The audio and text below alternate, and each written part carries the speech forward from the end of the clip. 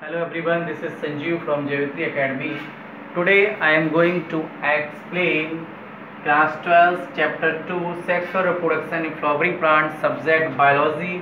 Today's topic artificial hybridization. क्या है artificial hybridisation? Previous classes में आपने पढ़ रखा होगा जेनेटिकली मॉडिफाइड क्रॉप्स, जिसको हम लोग जीएम क्रॉप्स के नाम से भी जानते थे। इसमें हम लोग क्या करते थे, डिजायर्ड स्पर्म लिया जाता था, उसमें डिजायर्ड प्लांट का क्रोमोसोम लिया जाता था, उसको फर्टिलाइजेशन कराया जाता था। तो जहाँ पर ह्यूमन का इन्वॉल्वमेंट हो, ह्यूमन कुछ प्रैक्टिस कर रहा है, तो उसको हम लोग कहते हैं आर्टिफिशियल हाइब्रिडाइजेशन। तो जो जीएम क्रॉप्स थी, जैसे आपने सुना होगा बीटी कॉटन के बारे में, बीटी ब्रिंजल के बारे में सुना होगा, गोल्डन राइस के बारे में सुना होगा। तो ये क्या है, ये जो प्लांट्स हैं, ये जो क्रॉप्स हैं, ये जेनेटिकली मॉडिफाइड है, इनको ह्यूमन इन्वॉल्वमेंट से इनको तैयार किया गया है। बीटी का मतलब इसमें है बैसिलस थरंजेनेसिस, और कॉटन का मतलब प्लांट, यानी कि कॉटन का प्लांट यानी कि जो रुई का पौधा होता है, उसमें बैसिलस थरंजेनेसिस जो बैक्टीरिया है, उसके डीएनए को निकाल कर उसके अंदर बैक्टीरिया में फिट करके फिर उसका मल्टीप्लिकेशन करके और कॉटन प्लांट के अंदर उसको ट्रांसफ़र किया गया।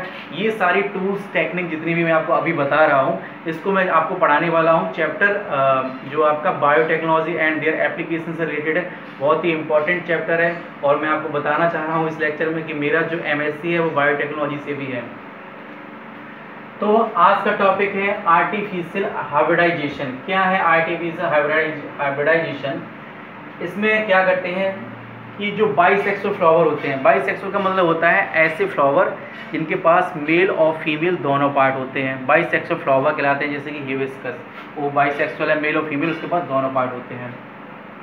तो करते क्या है, जो बाइसेक्सुअल प्लांट होते हैं उसमें क्या करते हैं हम लोग, उसका जो फ्लावर होता है उस फ्लावर में हम लोग क्या करते हैं कि आर्टिफिशियल तरीके से हम चाहते हैं कि उसको वांटेड यानी कॉम्पैटिबल पॉलिन ग्रेन्स ही मिले, और जब चाहे तब उसको मिले, अननेसेसरी टाइम पर पॉलिन ग्रेन्स उस स्टिग्मा पर जाके ना पहुंचे।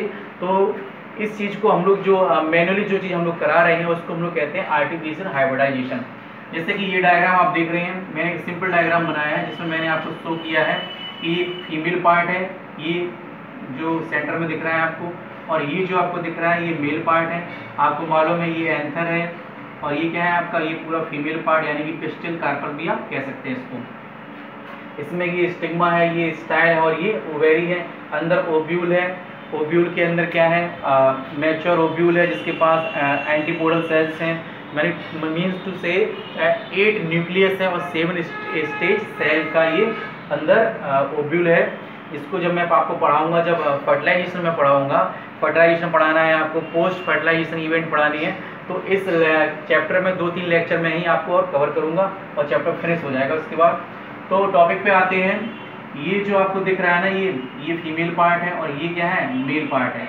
तो करना क्या होता है, जब हमारा जो स्टिग्मा होता है ये रिसेप्टिव कंडीशन में आ जाता है, ये इस पॉलिन ग्रेन को रिसेप्टिव कंडीशन में लेने के लिए तैयार हो जाता है, या उसके तैयार होने से पहले ही हम लोग क्या करते हैं कि फॉरसेप्स से हम लोग एंथरडाइसेंस होने से पहले, मीन्स एंथर के फटने से पहले, क्योंकि एंथर के फटने से ही पॉलिन ग्रेन्स निकलता है, तो एंथर के फटने से पहले ही हम लोग क्या करते हैं कि फॉरसेप्स की सहायता से इसको हम लोग क्या कर देते हैं, एंथर को रिमूव कर देते हैं।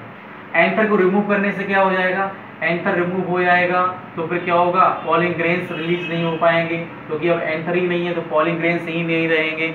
पॉलिन ग्रेन्स नहीं होगा तो इसमें हाइब्रिडाइजेशन नहीं हो पाएगा, मीन्स पॉलिन ग्रेन्स स्टिग्मा पर नहीं बैठ पाएंगे, हाइब्रिडाइजेशन नहीं हो पाएगा। फिर हम क्या चाहते हैं, हम चाहते हैं कि डिजायर्ड प्लांट का ही पॉलिन ग्रेन्स इसमें पहुंचे।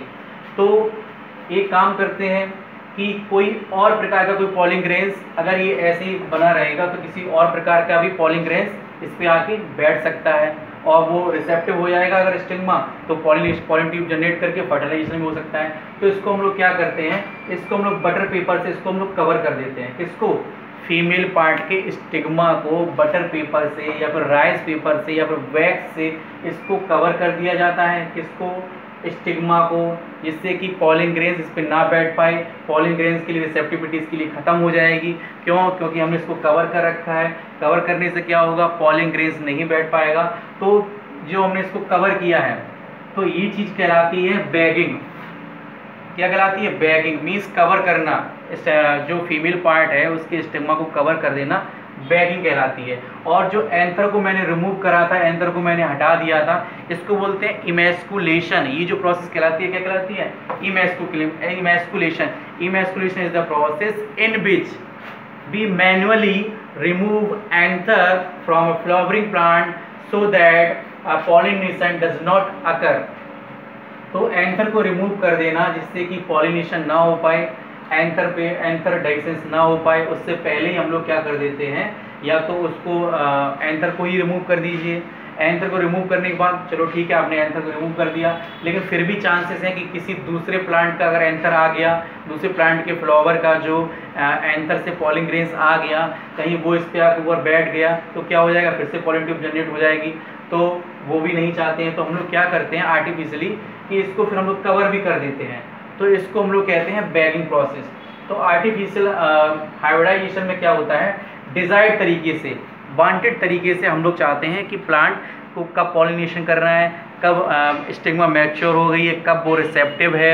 ऐसा तो नहीं है कि एंथर ये जो इसमें सेम फ्लावर का जो एंथर था वो तो अभी डाइसेंस हो नहीं पाया, लेकिन स्टिग्मा रिसेप्टिव हो गई थी, किसी दूसरे प्लांट के आकर पॉलिन ग्रेन्स पे आके बैठ गया और वो फर्टिलाइजेशन करने लगा। या हो सकता है कि वो डिनेचर्ड कर दे स्टिग्मा को, ऐसा भी होता है। तो आर्टिफिशियल हाइब्रिडाइजेशन में जो मेन 2 टेक्निक हैं, इसमें फर्स्ट है इमैस्कुलेशन, इसमें हम लोग क्या करते हैं एंथर को ही हटा देते हैं, एंथर को फॉरसेप्स से निकाल देते हैं जिससे कि पॉलिनेशन ना हो पाए। और दूसरा है बैगिंग। बैगिंग में क्या होता है, जो फीमेल पार्ट है इसको कवर कर देना। कवर मैंने आपको बताया है, राइस पेपर से कवर कर सकते हैं, बटर पेपर से कवर करते हैं, वैक्सिंग कर देते हैं। तो ये है आपका आर्टिफिशियल हाइब्रिडाइजेशन। कल मैं आपको नेक्स्ट लेक्चर लूँगा जिसमें मैं आपको पढ़ाने वाला हूँ, डिस्क्राइब करूँगा double fertilization. Thank you everyone.